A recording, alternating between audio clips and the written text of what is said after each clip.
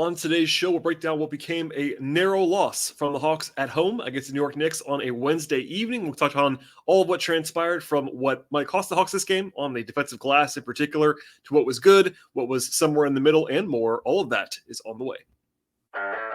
You are Locked On Hawks, your daily Atlanta Hawks podcast. Part of the Locked On Podcast Network. Your team every day.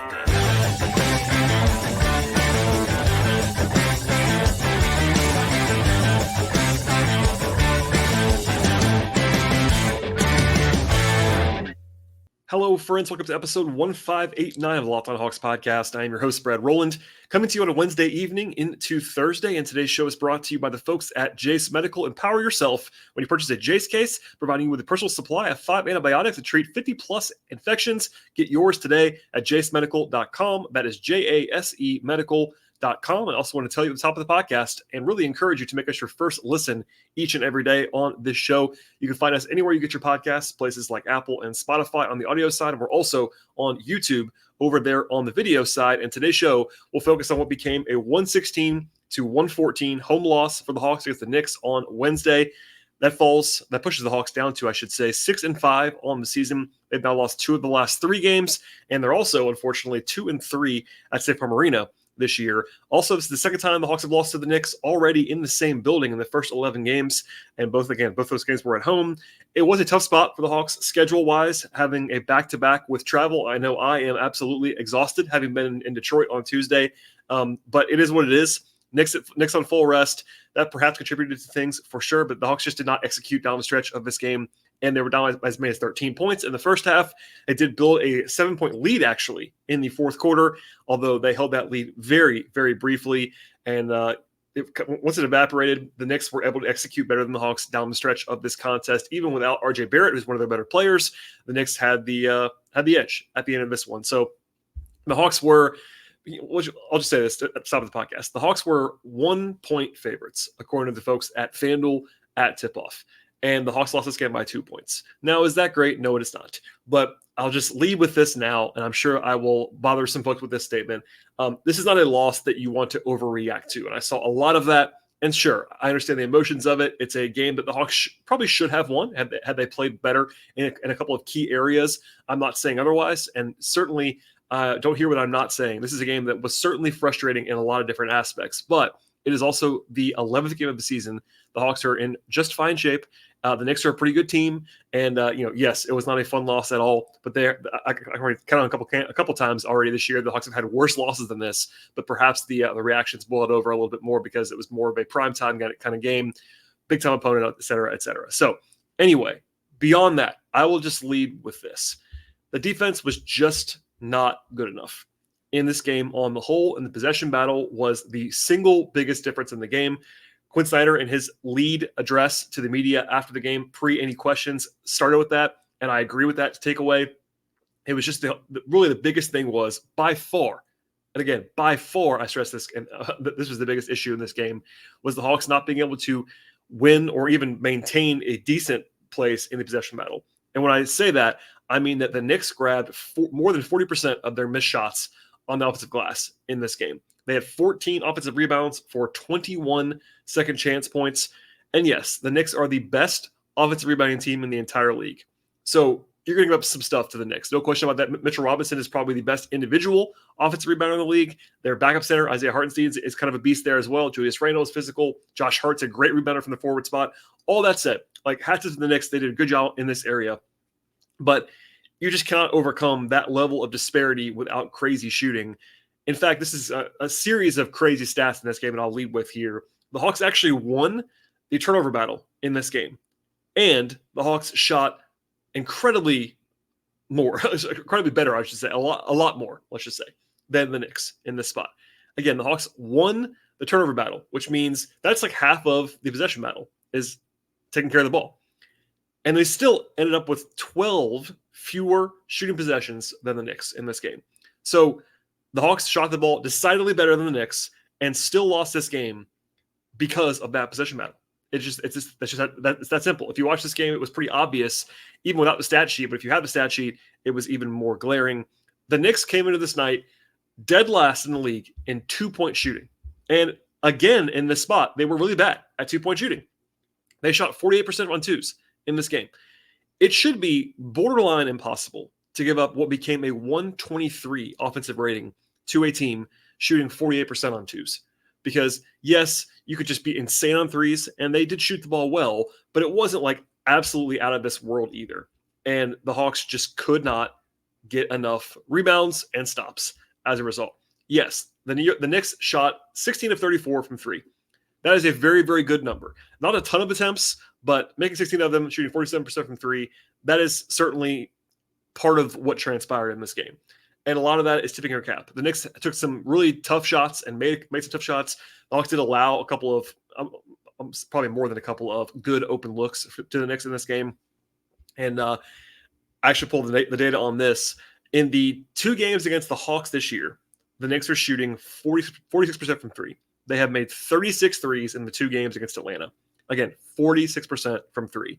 In the other 8 or 9 games that they have played, actually 9 games they played, they're shooting 35% from three. So, yeah, is that frustrating? I'm sure it is for Hawks fans because the Knicks have had their number in making threes in this series this year. But all that said, the other big thing that at least we'll throw out the end of the podcast is that the Knicks scored at least 1 point, and that was only once actually. So in the last 10 possessions of the game, the Knicks had 1 trip where they got to the line and missed 1 out of 2. Every other trip, they scored a bucket or a 3 on that possession. So last 10 trips in a row, they scored 22 points on 10 possessions. You're not going to win a close game like that. They scored 22 points in the final 5 minutes and 7 seconds. And between all of what I just said, the defense was just not effective enough. We'll kind of go through it more play-by-play later on in the podcast, but that is certainly the headline of this night. Beyond like just the fact that it's a frustrating loss for Atlanta, they just could not close possessions and they could not get stops, and that was why they lost this game at home. The offense was plenty good. I had notes on that before even going to the post-game press conference tonight, but it's also what Quinn Snyder led with on this night, with that he basically said, 2 or 3 times post-game tonight, the offense was not the problem, and I definitely agree with that. The Knicks came in to the night 3rd in the league in defense this season, and the Hawks scored more than 1.2 points per possession. You have to take that and run with it. That's a really good performance offensively from the Hawks in this game, especially when you take into account that Trae Young and DeJounte Murray combined to score 28 points on 30 shooting possessions, which is really bad. So Trae and DJ were not good offensively by their standards in this game, at least as scorers. And the Hawks still scored at an elite level against a great defense on a back-to-back. I mean, you can't really ask for much more than that. They shot 55% from the floor in this game. They were okay from 3, 26 attempts at the free throw line. They had 28 assists. They had 15 turnovers is probably too many, but not by a ton. There was one more crazy stat that I have to give you. Quinn talked about this a little bit after the game, and I actually went and dug into it after he threw it out there. But he basically talked about how the Hawks were not good enough in getting out and running and creating transition opportunities. And I agree with that. Even in real time, they had 8 fast break points. That's not enough for this Hawks team. So all caveats aside, they weren't good in that area. But I pulled this number from Cleaning the Glass. Our friends over there, Ben Falk, does a great job with that site. According to them and their data, the Hawks scored 1.26 points per possession in the half court in this game. So that's non-transition opportunities, just the half court sets. That is the 99th percentile. That's, in case you're wondering, that is elite, fantastic. But in transition, where the Hawks have actually been awesome this year, up and down the season so far, the Hawks scored 0.94 points per possession. That's 17th percentile. I don't know that I've ever seen that in a game. Now, I will not claim to be an expert on this. I've seen a lot of box scores and a lot of numbers. I don't think I've ever seen a game in which a team was 99th percentile in half-court offense and that bad in transition. But it happened in this game. So there were some outliers in this one. Again, one of the reasons why I'm talking about how this game is not one to hugely react to and I know part of my shtick and part of me covering this team as an analyst is to kind of be level-headed and try to give you the analytical approach, and I try to do that. But objectively, there was just a lot of outlier things that happened in this game. And that's another one of those. Like, the Hawks were dynamite in half court, and they still couldn't win because they couldn't get a rebound and they couldn't score when they got out in transition in this spot.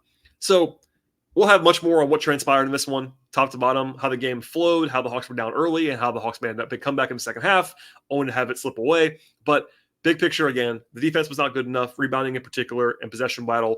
I know I focus on that a lot, but there's a reason for it, because the Hawks shot the ball better than the Knicks by a lot in this game and still lost because they could not get enough shots up to the rim to sort of negate all the advantages. Okay, before we have more on this game, and I promise you there is much more to talk about in addition to some player-by-player evaluations at the end of the podcast. Before we get to that, though, a word from our partners on today's show. Today's show is brought to you by FanDuel Sportsbook. You can snap into the action this NFL or NBA season with FanDuel, America's #1 sportsbook. And if you're a new customer, get $150 in bonus bets with any winning $5 moneyline bet. That is $150 if your team wins. Beyond the perks of signing up with FanDuel right now, they have all stuff you're looking for across the sports betting space. That includes point spreads and money lines and over-unders and player props, future bets. They have same-game parlays. They have live betting. It's all there for you at FanDuel. The app is safe and secure, easy to use. They cover the entire range of sports as well. They have the NBA, of course, NFL, college basketball, MLB, golf, tennis, soccer, auto racing, MMA, boxing. It's all there for you. And they have all kinds of options for the Hawks as well, including all of the stuff you're looking for in advance of the game on Friday. It's his tournament time, again, for the Hawks on Friday against Philadelphia. And they'll have pregame lines as well as live betting, player props, and more. And now is the best possible time to join up with the folks at FanDuel. It's FanDuel.com/locked-on. Check out the official sportsbook partner of Locked On Podcast Network with an offer that you will absolutely not want to miss. That is FanDuel.com/locked-on. FanDuel, official partner of the NFL. Okay, we'll plunge in now to how this game kind of unfolded. And the Hawks did kind of go back to their usual, I will say now, starting group for the first time this year. I'll kind of make that declaration. Jalen Johnson started six straight games for the Hawks, and that appears to be the plan moving forward, unless something changes. We'll see on that. Trae Young, of course, back in this game. He didn't have his shot again, which we'll come back to at the end of the podcast, but he obviously, and I think pretty much right out of the gate, was the gap there from when Trae is there and when Trae is not, in terms of shot quality for the rest of the team, is always evident. In fact, I know this last night on the show, very deep into the night up in Detroit, but the Hawks only attempted 4 corner threes in the entire game on Tuesday. And part of that is that Trae wasn't there to set them up because he's so good at that. The Hawks had 3 of those tonight in the first 5 minutes of the game. So that's not all about Trae, but certainly a lot about Trae. It's kind of funny. The first 12 points of the game were scored by power forwards between Julius Randle and Jalen Johnson. A couple nice blocks by Capella in the early going on the help side for Randle. But, rotationally, I'll note this now. AJ Griffin, DNP-CD. And it's not a huge surprise at this point in a lot of ways. I don't love it, but I will say Wes Matthews, who did not play on Tuesday, looked fresh and played well. So it's hard to criticize that move because Wes was given good minutes when he came off the bench in this game. The first big run of the night went to New York, 17-6 in the middle of the first quarter, put the Hawks down by 11 points, and the Hawks were getting, again, annihilated in the early going on the glass in particular. The Knicks took 19 shots before the Hawks took their 12th shot, which kind of tells you a lot of what transpired there. Offensive glass, turnovers, et cetera, et cetera. And I thought in the first quarter, the Hawks were down by as many as 13 points, and the Knicks were in total control. They played a very, very slow pace in this entire game, but especially in the first half. And the Knicks were in control of that because that's how they want to play. They want to grind you out in a lot of ways. And the Knicks scored more than 1.5 points per possession in the first quarter because the Hawks just could not get stopped between Julius Randle and rebounding and points in the paint, etc. The Hawks actually, again, shot the ball well for the most part in this game, but it didn't really matter early on. There was one funny play in the second quarter where Saddiq Bey actually got a steal from Jalen Brunson, his former teammate at the college level, and Bey dribbled it off his foot basically in transition, and he needed to kind of look up and find Jalen Johnson because Bey is not exactly a ball handler in space. Kind of just a notable play, I'll say. There was a nice run by the Hawks early in the second quarter, a 14-4 push, their first sustained success of the entire night at that point in time. Bogey was really hot. He had 15 points in his first 11 minutes on the floor in this game. Trae had a couple nice assists as well.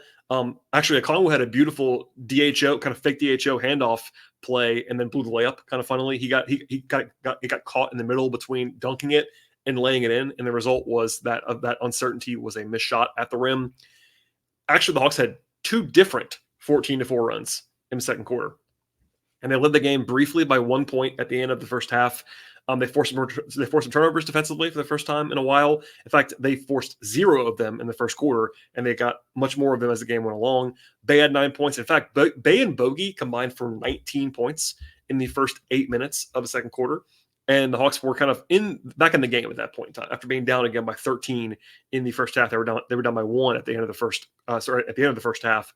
And they were really good in the second quarter in general. They won it by 10 points. They shot the ball well. They rebounded better. They forced turnovers, etc. But still a little bit more of the same on the whole based on how bad the first quarter was. The Hawks were kind of out of rhythm early on in the second quarter, I thought, actually, while we're here. Trae did set up Capella a couple times for dunks, but it was kind of a slow start. Notably, Jalen Johnson set a career high in threes in this game, and he kind of had them all in the first 2.5 quarters. He actually made 4 of them. He was 4 for 4 from three-point range in this spot. And the Hawks did have the lead in the third at one point, despite some poor shooting by Trae and DJ, but then the Knicks made their big push, a 9-0 run. It's kind of ironic. The Knicks had one super open shot in that whole sequence, and they missed it. They actually made a bunch of contested shots in that stretch, but the offense went into the sewer, basically, for a while in the third quarter. They had 6 straight trips that were empty on offense, including 2 turnovers and 4 missed 2-point jump shots. The process was really bad. They got very stagnant at that point in time. Again, especially I thought the offense was good in this game. It was not good for that segment of the third quarter where the Hawks only had 25 points on the whole. But they found it again from there when Trae came back into the game. There was some weird officiating. I'll say this before we get to that, though. A big swing in the final minute of the third quarter where Bogey had a 3 that went in and out, and then quickly from the Knicks, who played great in this game, made one that was contested on the end of the floor. So a big 6-point swing at the end of the quarter. New York hit 6 threes in the third quarter on the whole. And there was some drama at the end of the quarter as well because Randall and Trae got into it a little bit, arguing over the ball. Anyway, nothing really came out of that. Just kind of notable at the same time. They were down 6 going into the fourth quarter. And before I get to the rest of what transpired here, I said it on Twitter Live, but I got very annoyed with the officiating in this game in a way that I very rarely do. If you listen to this podcast, you probably know I don't spend a lot of time talking about the refs. Fans do that, and I get it. And even when I'm frustrated or maybe noticing bad stuff, I don't really let that seek in, get into what I'm talking about. At the same time, it was just some weirdly annoying officiating. Like, they were not consistent at all in this game. They called the ticky-tack stuff and also let the big stuff kind of go, which didn't make a lot of sense to me. So is that why the Hawks lost? No, it's not. I'll be very clear about that. But I did not enjoy the officiating crew. It was Scott Foster. It was not the best, not my favorite crew in the world, and just kind of a lot of weirdness in this one. Just want to say that out loud for everyone to listen to at the end of the show. Anyway, there was a funny sequence, actually, with about 8 minutes to go, where Randall hit a 3 against Bogey when he had just zero rhythm at all, like 5 fakes, not really open at all. And I turned to Wes Morton of Peachtree Hoops on press row and said, basically, there's nothing you can do about that except for you kind of shake the guy's hand at that point in time. As I was saying that, Saddiq Bey hit a 3 for the Hawks that enjoyed pretty much the friendliest roll possible. So it was kind of funny. Like, they didn't actually have any damage because both shots were pretty lucky. It was just kind of amusing at that point in time. But then the Hawks had by far their biggest and best stretch of the game. It was an 11-0 run in the middle of the fourth quarter to go up by a 7-point margin. It was the first time and the only time in the whole game the Hawks led by more than 1 point. At the end of it, it was Murray getting to the mid-range and scoring, and then Bogey actually missed a 3, but then Bey had a follow-up dunk. They got 4 stops in a row defensively, and they were in great shape. Up 7, forcing a timeout mid-fourth quarter, all the momentum, and then the rest of the game was all Knicks. Immediately out of a timeout, the Knicks scored 8 points in a row in about 90 seconds. And they scored 8 points on 3 trips. They had 2 threes. The Hawks went scoreless when Hunter missed a shot, and then Murray turned the ball over. I will say fans were not at all happy that Quinn went back to the starters at that point in time, and I understand why. I didn't viscerally hate it as much as some people did, but I would have stayed with Bogey. And I said that at the time. I'll say it again now. I would have stayed with Bogey. I thought Bogey had earned some more time. And granted, you're watching his minutes, I'm sure, at that point in time. He played 29 off the bench on the back-to-back. But I would have liked to see Bogey either close or play more in the fourth quarter. I had less of a problem with going back to Capella. I thought Okongwu played well in the second half, which is why I think at least part of the reason why the Hawks fans were not happy about that. But also, this is a constant battle. Okongwu had played, I believe, 12 minutes in a row at that point, and there was just no way he was going to play the rest of the game, which would have been at 17 minutes or something like that. So I kind of get it. Capella wasn't very good in this game by his standards. That one didn't bug me as much. And, of course, the other guy who came back in was Trae, who was always going to come back in. So I didn't have a huge issue with it, but I would have gone back to Bogey. And especially with the way that Hunter was playing, which I'll come back to later on in the podcast, I thought Hunter was very bad. Anyway, it is what it is. I didn't hate it as much as everybody else did, but I didn't like it either. The Hawks did score at the end of the game. So they scored three times in a row after that run by the Knicks, but the Knicks just kept on scoring. Brunson at 3. The Hawks had a couple of near stops and just couldn't get it down. Hunter broke down on one play. It looked like for the Knicks to score at the end of a shot clock buzzer, etc. Trae drew a 3-shot foul to tie the game, actually with about 1:10 to go. It was actually a challenge by Thibodeau, kind of an auto challenge. He kind of had to challenge the play, but it was ruled to be unsuccessful. Trae made all 3 to tie the game. That was nice to see. Then they had defensively a very good possession on the next play, but they gave up an offensive rebound. Again, kind of appropriately, they gave up a second chance point to Josh Hart flying in on the rebound, and that led to a bucket to put the Hawks down again with under a minute to go.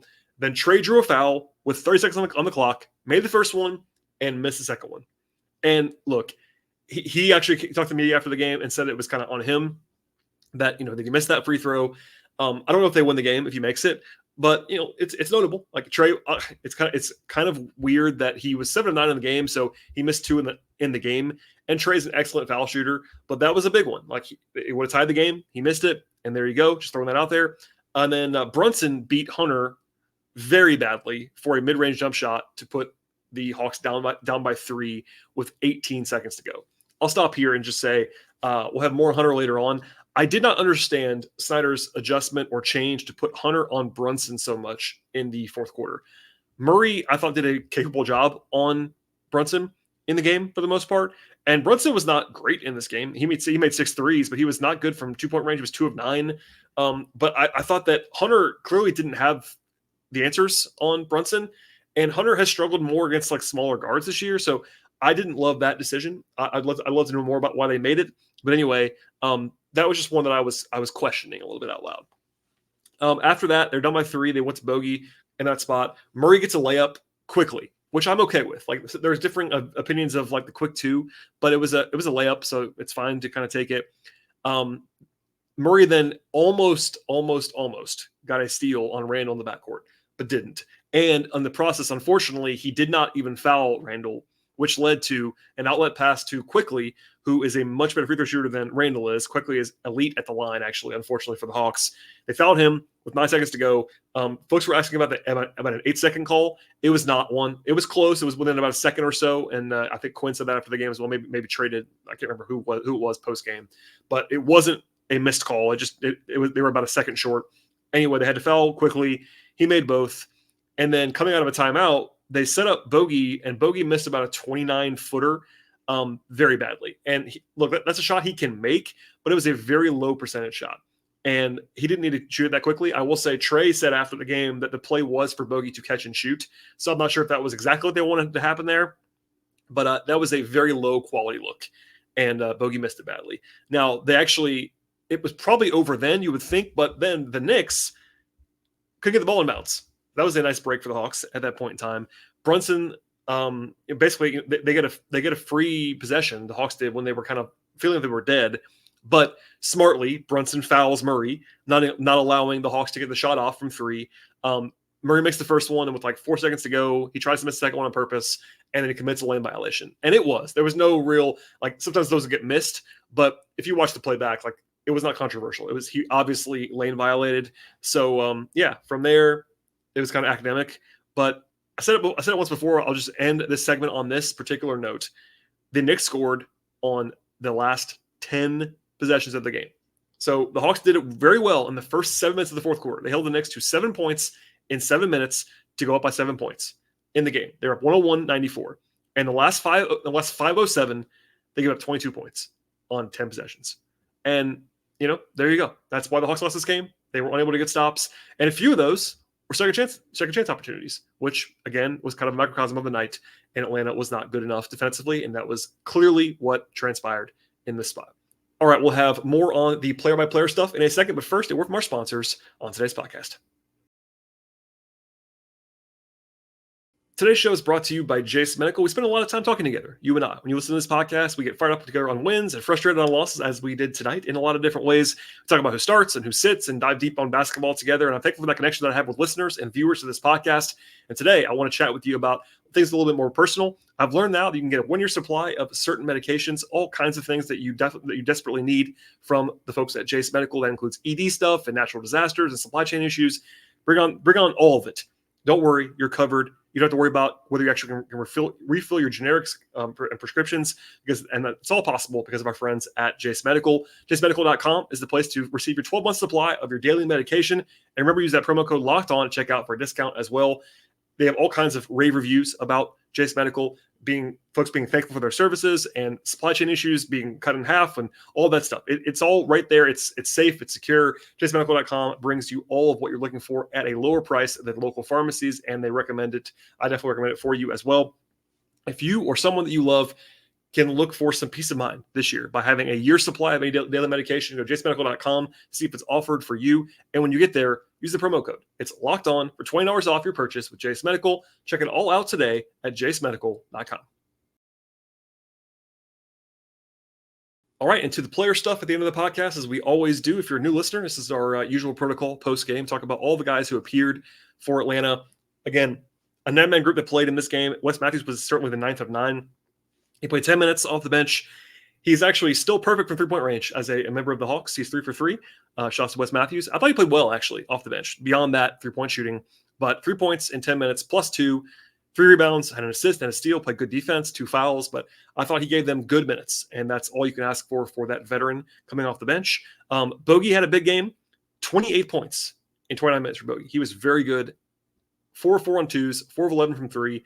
8 of 8 from the free throw line, 3 rebounds, 3 assists, 2 steals and a block, 1 turnover, plus 11. And the bench was really the key all night long, but Bogey was excellent. And it's a reminder, again, as I always say on the podcast, when the Hawks get this from Bogey, they're dangerous. And he was excellent in this game. Honestly, he was the guy who was pretty clearly the best compared to their normal baseline in this game. Bogey was awesome. Saddiq Bey had a nice game as well, 16 points off the bench, 28 minutes, and was actually plus 20, 2 rebounds, 2 assists, and 2 steals. He was a 5 of 5 on twos, 2 of 5 on threes. Defensively, a little bit shaky at times, but was active with his hands. I did notice tonight that he just cannot jump. It's kind of funny when he shoots like mid-range jump shots. He just cannot get off the floor. It's kind of a funny thing to watch him shoot that shot. But he gave him good minutes, I thought, on the whole, especially in the middle part of the game where he and Bogey had that big run in the first half. Okongwu had a decent game. 4 turnovers is too many for him, but 8 points, 6 rebounds, had a steal and a block.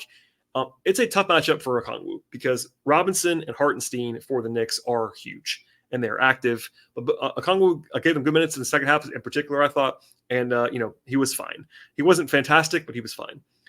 To the starters, Capella, 26 minutes, 8 points, 2 blocks, 2 steals. How about this, though? 3 rebounds for Capella. That is a staggeringly low number. Now, there is nuance here in that Mitchell Robinson is a monster. And also the scheme that they're asking Capella to play, and really Okongwu as well. Like there was a lot of rotating that was kind of happening in this game, and they were asking Capella to be the primary box out guy in Robinson, but still not a good. He was not good in this game by his standards, especially when it comes to rebounding. A couple of huge blocks, a couple of good steals and opportunities. Offensively, he was actually 4 or 5 from the floor, finished well around the rim, but not his best night by any means. Jalen Johnson, I thought was good, but not as good as the shooting numbers indicated, if that makes sense. 18 points, 5 rebounds, 2 blocks. Did have 3 turnovers and no assists. He was 3 of 5 on twos, but 4 of 4 from 3. Again, that's a career high. I think his defense, though, has slipped a little bit in the last handful of games. So that's something to keep an eye on. I'm not worried about his defense long term. He obviously has all kinds of talent and length and athleticism and all that stuff, but he's not been quite as dialed in off the ball and even when he's on the ball, but especially off the ball in recent days. Something to circle there, but obviously he's shooting the ball very well, which is a very, very good thing. He's going to regress some. I don't think that Jalen is a 40% three-point shooter right now. If I'm wrong, that'd be great for the Hawks. I think he's probably going to come down a little bit from that, but he's making shots right now, which is good to see. DeAndre Hunter, I thought was really bad in this game, honestly. I don't mean that to be piling on, but 5 points on 7 shots in 26 minutes, 2 rebounds, 1 assist, 1 turnover, no blocks, no steals, minus 12 in 26 minutes. Just played with very, very little force, which has always been a criticism of Hunter. He really didn't make plays in this game there were a handful of plays I can see in my mind right now where he was just kind of like outworked and out hustled and out toughed going to the ball. Like Josh Hart is not bigger than DeAndre Hunter, but Josh Hart was just owning Hunter on the glass and for loose balls, etc. It's a frustrating thing for Hunter. And again, he played very well early in the year, I thought, but the last 6 games, he has come back down to his previous level, unfortunately. So last 6 games for Hunter, 32% from the field on about 10 shots a game. That's low volume and bad percentage, of course. He is 7 of 26 from 3 in that stretch. Also bad. 3 rebounds, a half a block, and a half a steal per game in the last 6. So that's a small sample size, but given that his previous level has not been fantastic, I can certainly understand why folks were frustrated with him tonight. He was not very good, I didn't think, in this game. And lastly, you have Trae and DeJounte. So DeJounte cooled off a lot. He was excellent on Tuesday, but he did not have a great night tonight. 13 points, 5 rebounds, 2 assists, minus 16 in 32 minutes. He shot the ball okay, better than Trae did. Defensively, I thought he did okay in Brunson, but as the game went along, he had a couple of shortcomings in the fourth quarter, like a lot of guys did, and he was just like kind of meh. He wasn't awful, but he was just not great. Trae had a weird game. So he's back, of course, after missing the game on Tuesday, and congratulations again to him and his wife for having their second child. 15 points and 17 assists for Trae. Now, there's been a lot of focus, and understandably so. I want to say that. Understandably so, about Trae's incredibly poor shooting this year. And that is definitely true. I'm not arguing with you. He has not shot the ball well. He knows it. The Hawks know it, etc. But he was still a positive offensive player in this game. He was being blitzed the entire game by the Knicks. They wanted the ball out of his hands. It was very obvious. Quinn talked about it after the game. Trae had 17 assists and 3 turnovers. Like, you can't play badly when you have that kind of ratio, when you are as kind of have the gravity that he does offensively. But 0-4 from 3, and he was 4 of 8 for 2 from 2-point range. He got the line 9 times, missed the big one at the end. But like the notion that Trae was like quote unquote bad on offense in this game is just not at all true. He just didn't shoot the ball well. And yeah, I understand worrying about Trae shooting. I don't really worry that much about it, but there's also some nuance there. Like, I think he's not going to be this, but he wasn't that good last year as far as his non-free throw shooting. I get all that. So if you want to worry, I understand. We'll have that fight later on when I have more time. But I thought that Trae was a huge positive for the offense. And by the way, not a coincidence, Trae was the only starter that was better than minus 12 in this game. They were good when Trae played with the bench. They were good with Trae on the floor in this game. They won those minutes. Defensively, he was not fantastic. I will at least acknowledge that. But on a night where he didn't shoot the ball well, he was not a bad offensive player in this game by any means. Okay, all that said, we'll get out of here now. It's been way too long at this point in the podcast, and I've slept very little in the last couple of nights. But I said it a lot before. One more time, this is a defense-first loss, no question about that. And the Hawks will have to clean things up because they have a real big challenge on Friday. So it's the second game of a 4-game homestand for the Hawks. It's also the second game for the in-season tournament for the Hawks on Friday as they host the Sixers. The first time that the Hawks have played the Sixers this year. Philadelphia lost tonight at home to Boston, so they'll be, I'm sure, inspired. Philadelphia is a good team, very clearly. Embiid, Maxey, etc. Philly also lost to Indiana at home in their in-season tournament game most recently. So if the Hawks can win on Friday, you would argue that they might be in the driver's seat when it comes to the group play and Group A in the in-season tournament. So we'll see how that all transpires. But the Hawks will be probably underdogs, I would imagine, at home. But an interesting test. Again, they haven't been great at home this year. Philadelphia is a good team. We'll see how good they are. But that's one to circle. I'll be in the building for that one. We'll talk about it a lot on Friday night.